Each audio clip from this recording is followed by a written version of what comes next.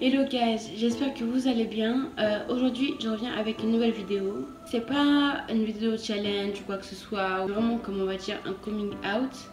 Certaines personnes sont déjà au courant. J'ai gagné comme j'ai perdu des amis avec ça. Mais franchement genre comme avoir perdu des amis à cause de ça, je trouve ça vraiment ridicule.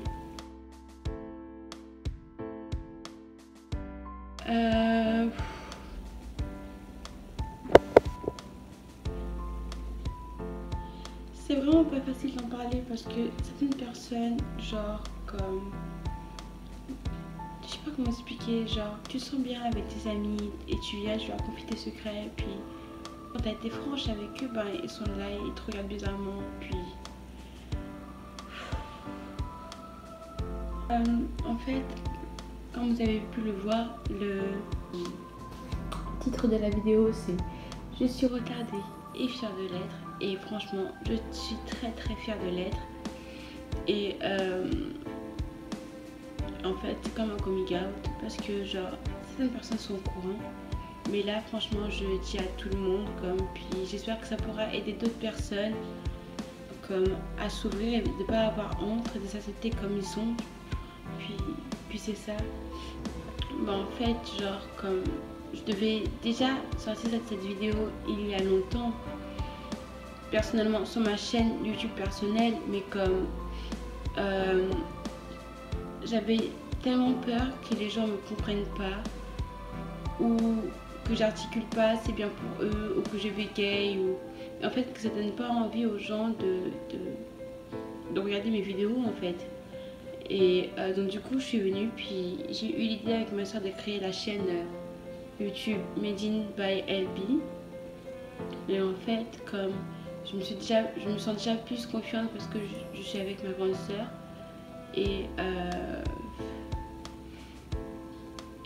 en fait comme je me dis que même si que je suis avec elle ou sans elle, genre comme ça n'empêchera pas les gens de m'insulter, de me regarder de haut ou de mal me parler ou de me juger par rapport à ce que je suis en fait.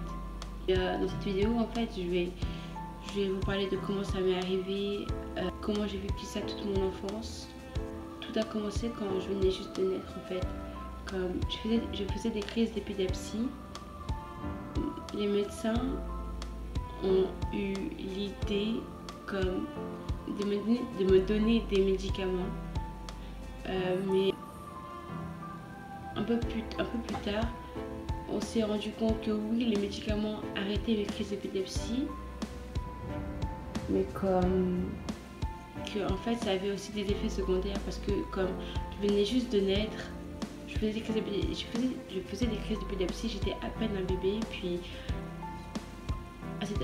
même pas à cet âge là on va dire qu'on me donnait déjà des médicaments, donc en fait vraiment ça a eu des effets secondaires comme je pouvais pas faire des choses, ou du moins je ne savais pas faire des choses que des enfants à cet âge-là normal savait faire. Je sais pas comment, c'est comme si vous comprenez ce que je veux dire, mais comme tenir son biberon, dire papa, maman, marcher, des trucs tout simples, vous voyez. Puis moi en fait je savais toujours pas le faire en fait. C'est vraiment des choses banales que je ne savais pas faire, puis on s'est rendu compte que c'était trop tard, que les médicaments avaient trop ralenti mon cerveau. C'est ma petite sœur et franchement je la remercie pour ça. Je remercie Dieu de m'avoir donné une sœur comme elle. C'est ma petite sœur qui a maintenant 19 ans, qui m'a appris à m'habiller, à parler, à faire mes devoirs, elle m'a aidé à tout faire. Et on va dire comme quand j'ai commencé à grandir, enfin plutôt dans ma vie privée, dans ma famille, je me suis toujours sentie genre, on va dire, à l'écart parce que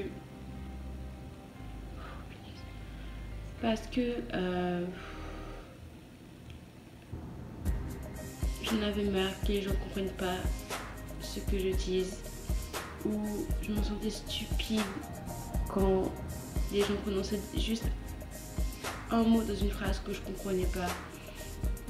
Ou des fois c'était juste banal, comme des fois il venait, il disait une phrase, puis en fait je la comprenais pas, mais juste le fait de tourner la phrase, juste de tourner le sens de la phrase, genre subitement je comprenais, genre comme c'est ça. Puis aussi le fait de bégayer, puis de ne pas articuler, genre c'était vraiment une dure étape.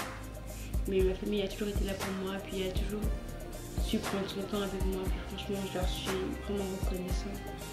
Puis au niveau école, on va dire quand j'étais en condensé 2, je pense que c'est condensé 1, condensé 2. Bref, c'est quand j'étais en France. Niveau relation avec les autres élèves, franchement tout se passait bien. Genre j'étais vraiment à ma place. C'était vraiment, on va dire, mon niveau, si je peux dire ça comme ça. Puis j'étais pas repoussée ou quoi que ce soit. À cette époque-là, je ne l'avais dit à personne. Mais c'est vrai que au niveau études, on remarquait que j'avais beaucoup de difficultés. Que ce soit que ce soit plus en histoire, maths, géo, des trucs comme ça en fait. Je vais pas vous raconter vraiment toute ma vie, mais vraiment des étapes de ma vie qui font que j'en suis ici aujourd'hui. Un jour, j'étais en classe, puis le prof m'a demandé à un des élèves de la classe de faire un dessin. Puis moi, j'étais vraiment toute excitée, comme une gamine, puis je dis ouais, moi je vais dessiner. Puis, je sais pas, genre, pour de vrai, je suis chrétienne et je crois en Dieu, et j'ai senti Dieu me parler à ce moment-là. Puis, je sais pas, je me suis mis vous voyez, j'avais quoi, à peine 10 ans, je crois, 10, 11 ans. Enfin, je crois, je pense pas. Mais j'avais jamais dessiné de ma vie, en fait. Jamais dessiné de ma vie. Puis, je suis venue, puis j'ai pris une grande feuille, puis j'ai commencé à dessiner je vous dis, j'ai dessiné un livre. J'ai dessiné un livre ouvert, j'ai dessiné des crayons avec de l'encre à l'époque du Moyen-Âge, j'ai dessiné un manteau fait avec une fourrure. Puis j'ai laissé maman me guider toute seule. Je me souviendrai toujours de ce moment intense que j'ai vécu. Je me souviens qu'à la fin, quand j'avais donné le dessin au prof et qu'il l'avait vraiment affiché dans la classe, il a dit oui Miranda, genre donne-moi ton carnet, je dois convoquer tes parents. J'ai fait oh oh, qu'est-ce que j'ai fait? Puis ce rendez-vous parent-prof que j'ai eu, il a totalement changé ma vie en fait. Dans le sens que le prof, Monsieur Etac, a parlé à mes parents de mes difficultés que j'avais en cours. Mais en tant que professeur, tu dois pas dire forcément à tes parents dans quel cursus ton enfant doit aller ou quoi que ce soit. C'est à tes parents de choisir ça pour toi, ou c'est à toi de savoir aussi, ou sinon si c'est toi qui sais ce que tu veux faire, c'est à toi d'en parler avec tes parents. Mais ce prof là, il a dit écoutez madame et monsieur, votre fille doit aller dans tout ce qui est artistique, tout ce qui est dessin. Puis il m'a dit oui Miranda, va me chercher les dessins que tu avais fait. Je suis venue, puis j'ai montré ça à mes parents, puis mes parents étaient vraiment fiers de moi. Puis à ce moment-là, genre comme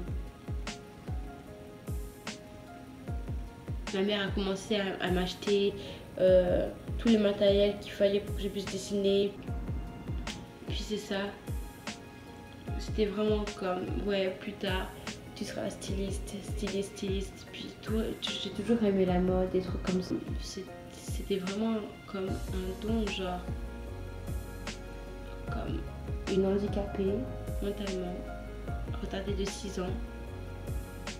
Du jour au lendemain, elle arrive, puis elle dessine ça. Genre, je sais même pas comme si j'avais pris des cours de dessin ou quoi que ce soit en fait.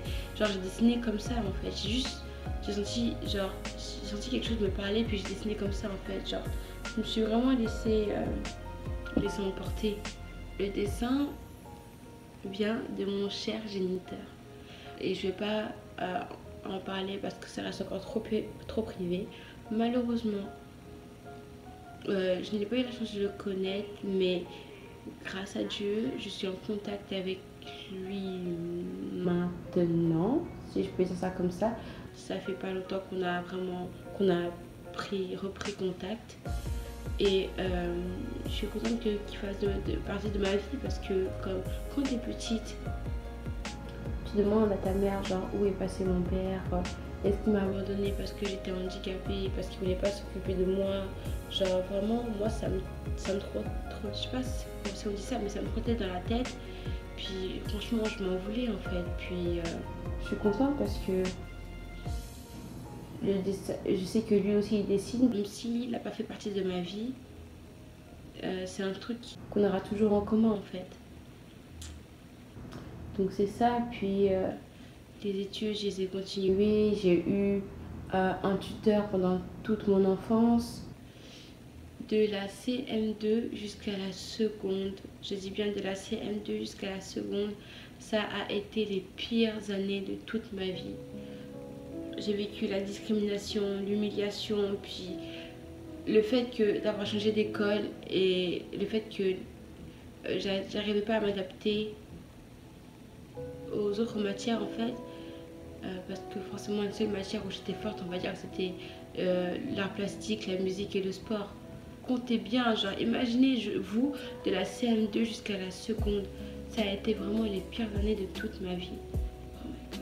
Si je compte, vous voyez, il y a la 6e 1, 6e 2, 6e 3, 6e 4, 6e 5, 6e 6.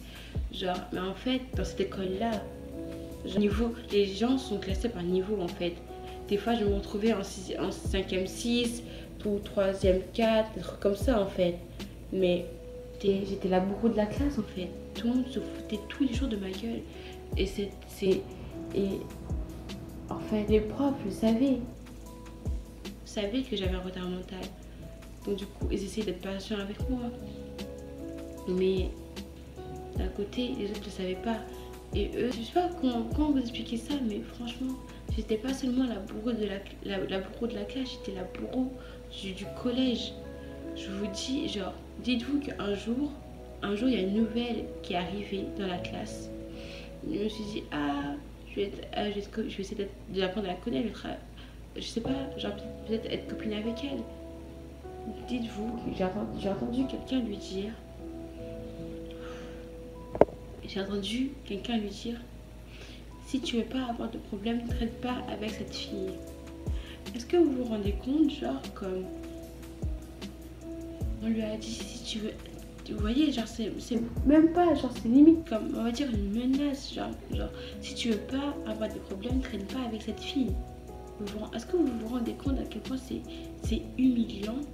Je vous dis de la CM2 à la seconde, comme j'ai vécu l'humiliation, genre au point où comme j'étais vraiment à la risée de la classe. Tous les jours on se moquait de moi. Et après c'était pas juste mentalement, c'était physiquement. Il y en a t'as des grosses lèvres, il y en a t'as des gros seins, il y en a t'as des grosses fesses. Quand t'es petite, pour toi c'est choquant. Pour toi genre ta vie elle est finie, genre t'as même plus envie de vivre. Ok. Alors que maintenant genre des personnes vont dire ouais on s'en fout, mais quand t'es petite c'est vraiment humiliant en fait, c'est vraiment humiliant. Il y a des jours où j'allais voir ma mère et je disais à ma mère, maman je vais me faire opérer, je veux qu'on m'enlève des lèvres, je veux qu'on m'enlève des seins, je veux qu'on m'enlève des fesses, je veux qu'on m'enlève tout en fait. Je voulais même, c'était un point où j'en faisais des cauchemars, j'en faisais vraiment des cauchemars parce que genre comme j'arrivais pas à m'accepter en fait. Puis c'est grave dans genre comme j'ai pesé la tête devant les gens, genre comme quoi ça me touche pas, mais en fait ça me touchait au point où j'en fasse des cauchemars quoi. Puis c'est genre, je me disais genre Miranda tiens le coup parce que après tu as quitté l'école, puis enfin pas quitter l'école, mais comme de la CM2 à la seconde je n'ai jamais redoublé une seule classe, jamais. Parce que tous les profs se disaient c'est pas grave, de toute façon elle ira en seconde professionnelle, donc du coup ça va l'aider encore plus. Donc dites-vous que franchement genre tous les profs ont voulu me faire redoubler, mais ma mère s'est toujours battue pour que pour que ils puissent pas me faire redoubler en fait. Parce que ils se disaient, c'est pas comme si j'allais aller dans une école générale, j'allais continuer générale après. Non, j'ai un professionnel mode et vêtements. C'est ça, puis vraiment une personnalité de ma vie. Mais après, j'ai été à l'école professionnelle. Qu'est-ce que je raconte? Ouais, j'étais à l'école professionnelle, mode et vêtements. J'ai fait c'était vraiment comme une nouvelle vie pour moi. J'ai fait des nouvelles rencontres, des nouvelles fréquentations. Puis j'étais en seconde pro mode et vêtements. C'était toujours la galère pour moi en cours généraux, mais comme pour les cours, pour qu'est-ce qui est des cours mode et vêtements, je me sentais vraiment à ma place. Genre, puis j'avais une prof en or.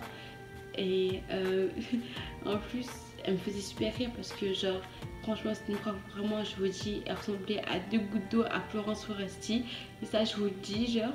Mais comme, by the way, je me sentais, ces cours-là, je me sentais vraiment à ma place. Je sais que j'avais été faite pour ça, en fait. Après ma seconde professionnelle, j'ai déménagé, j'ai habité à Mer, comme pour ceux qui ne savent pas, c'est entre Orléans et Tours. Puis j'étais en seconde professionnelle au lycée François Clouet et je vous dis, oh my god, ça a été la meilleure année de toute ma vie.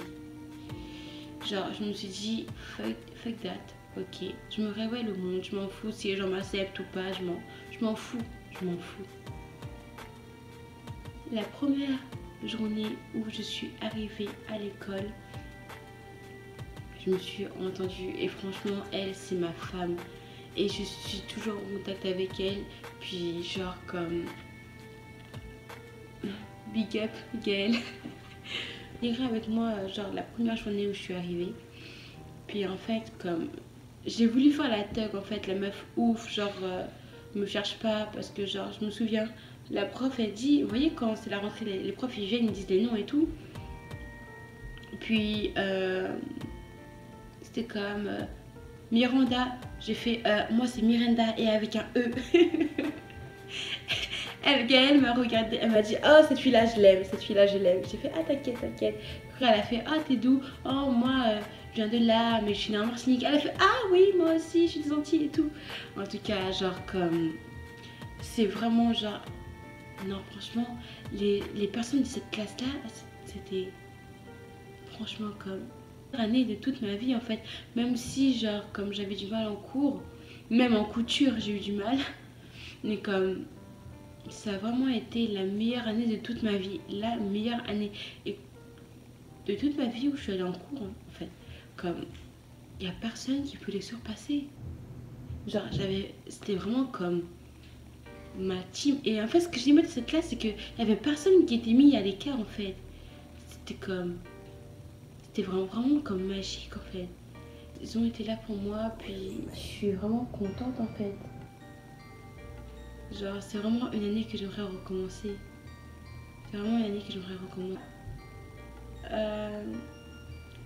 J'ai changé d'école et j'ai été au lycée Sonia Delaunay où malheureusement la discrimination a encore recommencé pour moi. Je me disais, Miranda, tiens le coup parce qu'il te reste juste une année puis après tu déménages au Canada. Puis dites-vous, genre, tu sais, quand tu rentres dans la classe, tu dis bonjour à tout le monde te regarde d'un air, personne ne te répond en fait. Pendant des mois, tous les jours, j'arrivais devant la classe, je disais bonjour, personne ne me répondait. En fait, tout le monde me regardait, personne ne me répondait. C'était plutôt comme, oh tiens, elle arrive, genre, parce que je me souviens, genre, la première journée où je suis arrivée, genre, une bande de 3 filles était venue me proposer d'aller manger avec elles. Mais c'est juste comme, moi j'étais plutôt genre ouais j'observe puis après je vais voir. Puis juste le fait que j'ai dit non en fait, l'année a mal commencé pour moi. Je me demande si j'aurais dit oui, comment ça se serait déroulé. Puis en fait en fait, comme pour en venir au fait que j'ai tellement voulu me faire accepter que j'ai commencé à faire les mêmes conneries que elle pour me faire accepter en fait tout simplement. Puis changer pour personne, juste changer pour personne, genre rester tel que vous êtes. Puis genre si la personne ne t'aime pas, fuck that, tu t'en fous, genre comme qu'est-ce que ça va changer à ta vie, tu vois, qu'est-ce que ça va changer à sa vie, vous comprenez? Comme dans une classe, il y aura toujours la plus populaire, le plus populaire, il y aura toujours le geek, il y aura toujours la geek, il y aura toujours il y aura toujours une personne de plus ou de moins, genre comme arrêtez. Ok, c'est comme quoi, je dois aller braquer une banque avec toi pour que je puisse m'accepter? Non.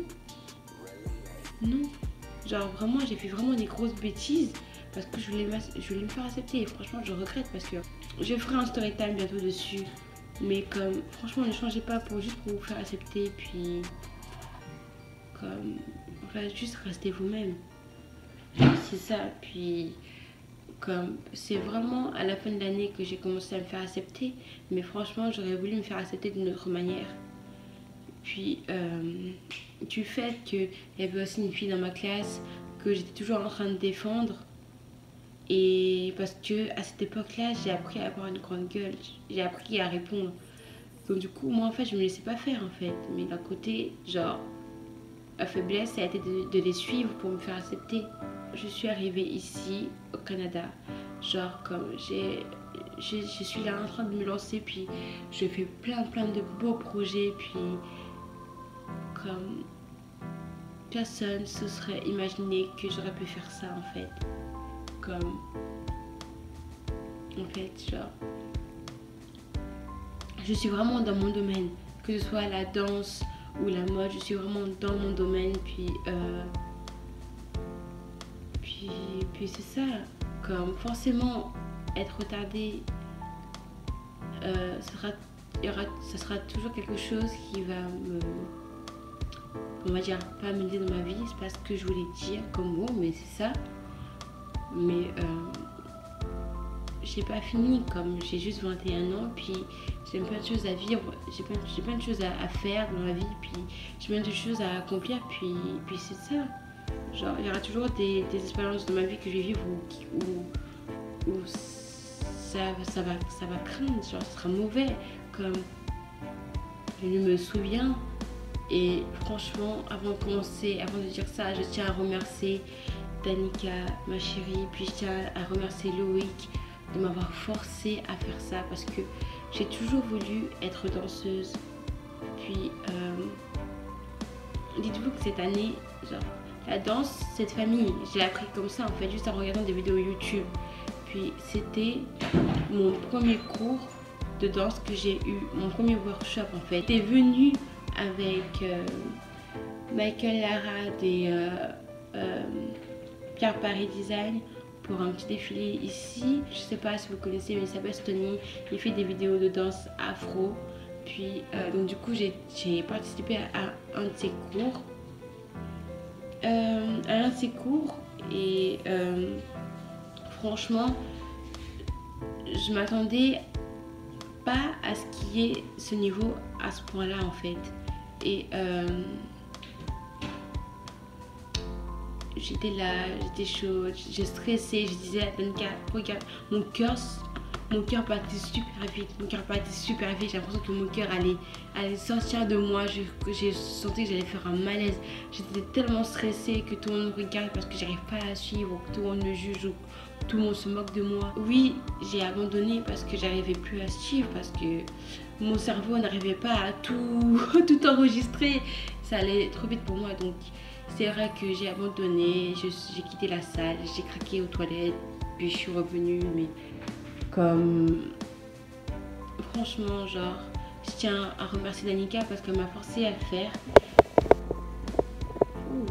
Parce qu'elle m'a forcé à le faire, et puis ça me donne envie de continuer, et puis de prendre d'autres cours de danse.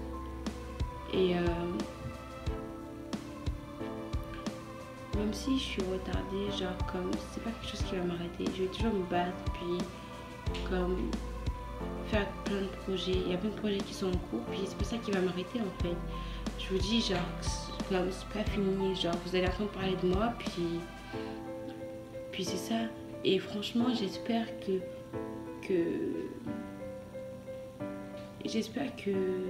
comment dire ça? J'espère que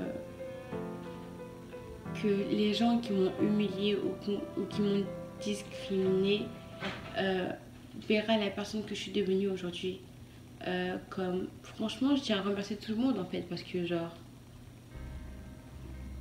en fait c'est ce qui fait ce que je suis aujourd'hui. Je donnerai la force à d'autres personnes de s'ouvrir aux gens et de faire leur coming out, si je peux dire ça comme ça. Puis c'est ça, comme je vous ai dit, c'est que le début. Vous allez vraiment entendre parler de moi parce que je n'ai pas dit mon dernier mot. J'ai plein de choses à revendre. Puis à tous les haters, big up à vous, je vous aime. Merci beaucoup. Puis si j'attends déjà les commentaires, s'il y en a qui m'ont insulté, insultez-moi. Si vous voulez me descendre, descendez-moi. Mais en fait, comme ça me touchera moins qu'avant. Comme ouais, j'ai toujours mes complexes et je serai toujours comme ça dans ma tête, donc ça va rien changer en fait. Comme et dites-vous que souvent la plupart des gens qui vous jugent, c'est ceux qui sont jaloux en fait. Et c'est ça. Donc c'est à peu près tout ce que j'avais à vous dire. N'hésitez pas à liker, commenter, partager et vous abonner à notre chaîne YouTube Made in by LB.